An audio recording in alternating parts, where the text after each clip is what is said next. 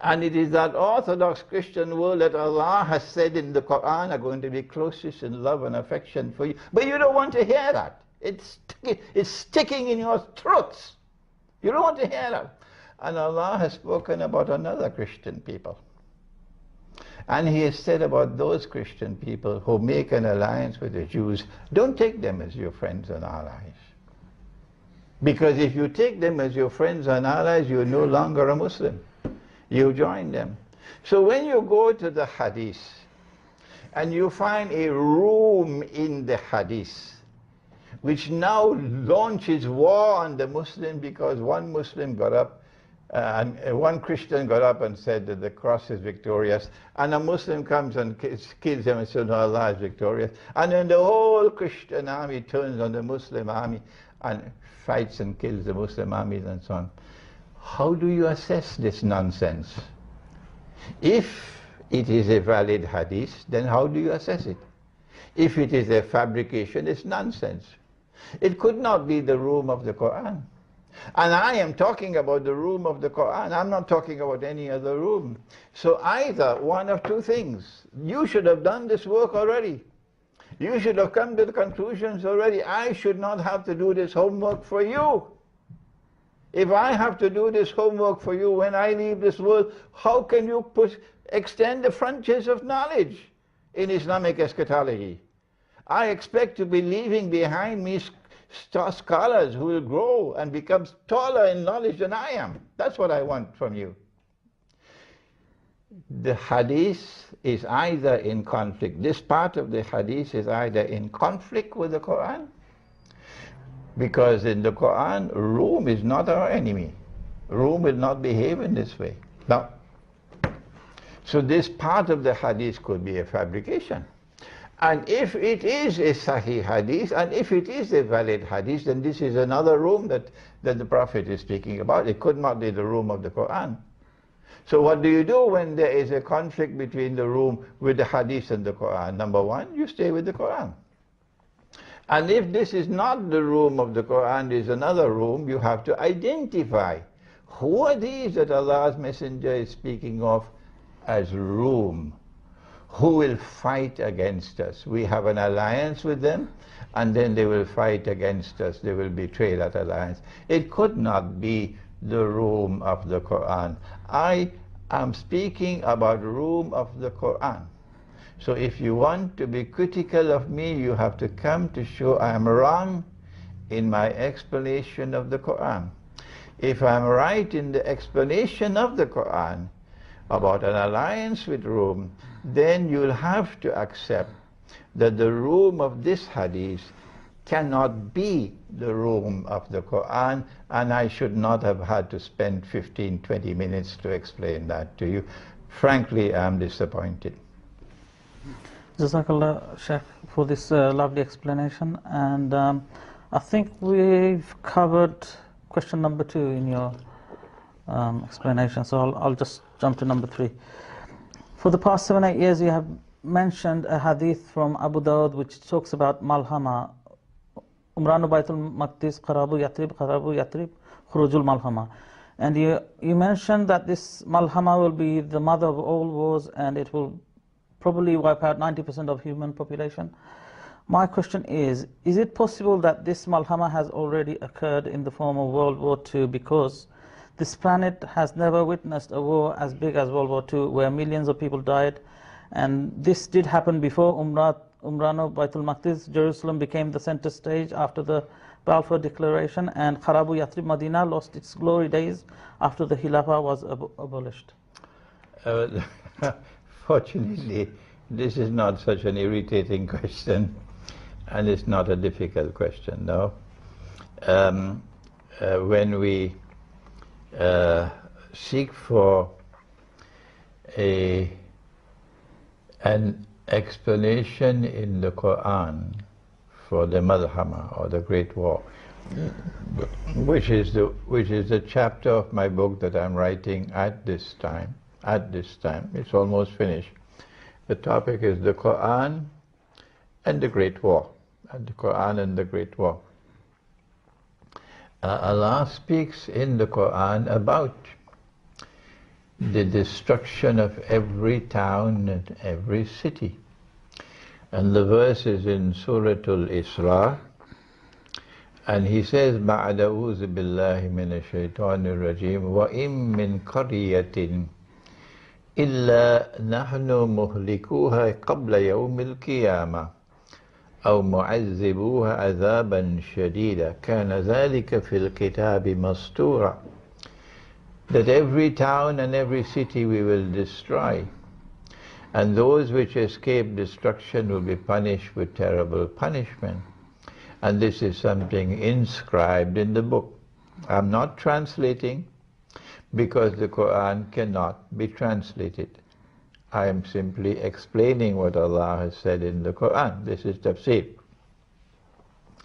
My first comment on this ayah of the Quran is that Allah will not destroy a town or a city which does not deserve destruction, because that will be unjust, and Allah is not unjust. And so now our first comment is that Allah will destroy every town and every city which deserves to be destroyed. Every town and every city which deserves to be destroyed is a massive destruction in the world. And for me, a massive destruction in the world of every town and every city which ought to be destroyed is a one-time event. And that one-time event of massive destruction fits into the Malhama. Which are those towns which ought to be deserved and destroyed? Well, you know, first of all, there is homosexuality and the people of Lut. And when Allah destroyed them, He did it as an ayah, a warning that if you return to homosexuality, I'll return with my destruction. Number two, that Allah spoke in the Quran that He's going to wage war on the moneylender. That's what He said.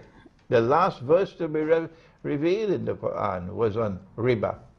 Allah and His Messenger will wage war on those who are still practicing riba and growing rich by sucking the blood of mankind. So when Allah wages war to destroy every town and every city, which town and which city should be up on the top of the list? Number one, the moneylender. Those who have grown fat with their banking system based on riba, on the monetary system based on riba, and they have grown wealthy and fat, and the rest of the world has been ripped off and are living now in miserable poverty. Not only is Allah going to destroy you, destroy your cities, but He's going to punish you. How does He punish you? Those who are not destroyed will be punished with terrible punishment. The punishment is, Allah says, الَّذِينَ يَأْكُلُونَ الرِّبَى, those who consume riba, as in the Western world. لَا يَقُومُونَ إِلَّا كَمَا يَقُومُ الَّذِي يَتَخَبَّتُهُ الشَّيْطَانُ مِنَ الْمَسِّ. They are going to eventually live like a people who have been driven to madness by the touch of shaitan. Those who are growing fat with riba are going to live eventually like a people who have been driven to madness by the touch of shaitan. They're going to live a miserable life. They're going to see events of a man going into a school and shooting and killing so many children, going into a restaurant or into a supermarket and just blindly killing people, as though they've gone mad. As though they've gone mad. And then thirdly, Allah speaks of destruction. He destroyed Fir'aun because of his oppression. And when He destroyed Fir'aun, He destroyed all his army with him.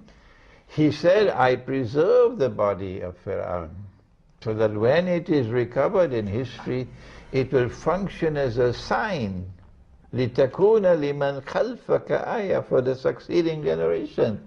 That if you follow the path of Fir'aun and become the oppressors of the world, I will destroy you the same way I destroyed Fir'aun.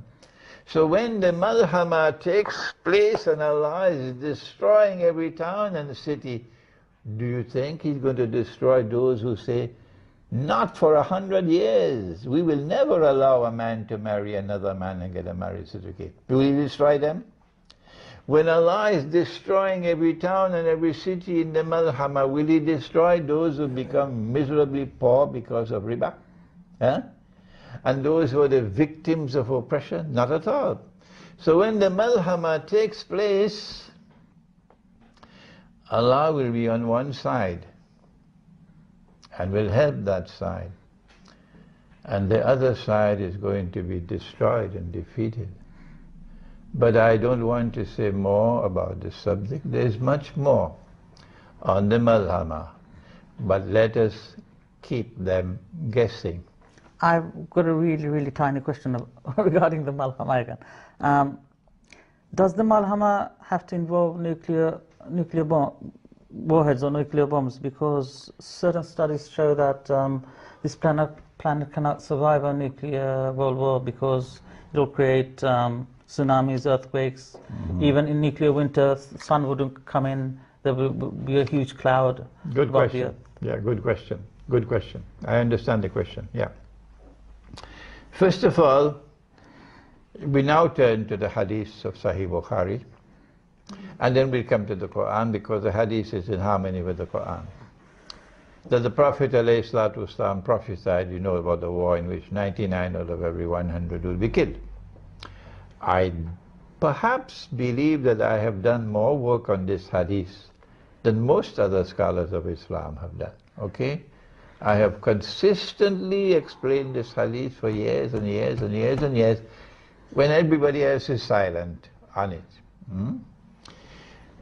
A war in which 99% of combatants have been killed has never occurred so far in history.